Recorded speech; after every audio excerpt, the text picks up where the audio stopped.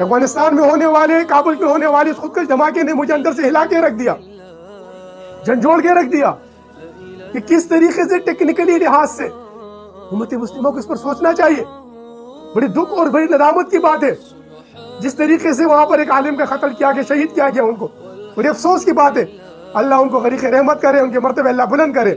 لیکن جس انداز سے جو طریقے واردات اپنائی گئی، جس طریقے سے اس چیز کو چلایا گیا، برادران اسلام، امت مسلمہ کو اب من حیث الامت ایک چیز سوچنی ہوگی، من حیث الامت ایک پالیسی بنانی ہوگی، من حیث الامت ایک پلاننگ بنانی ہوگی ان باطل طاقت و انسازی عناصر کے خلاف کہ کس طریقے سے آپ نے دیکھا۔ میں ایک مرتبہ پریس کلب پشاور میں تقریر کرتے میں نے عرض کیا تھا کہ جو کراچی، جامع کراچی میں ہونے والے خودکش دھماکے کی اس عورت نے جو بچوں کی ماں تھی، اس کے خودکش دھماکے نے یکسر ایک چیز بدل کے رکھ دی، کنسپٹ بدل دیا۔ لیکن کابل کی اس دھماکے نے اور اس سازشوں نے جو اٹھنے والی ہے، جو ان پختون علاقے میں ایک مرتبہ پھر پختونوں کے خلاف، ان پختونوں کے خلاف یہ سازشیں کیوں ہو رہی ہیں؟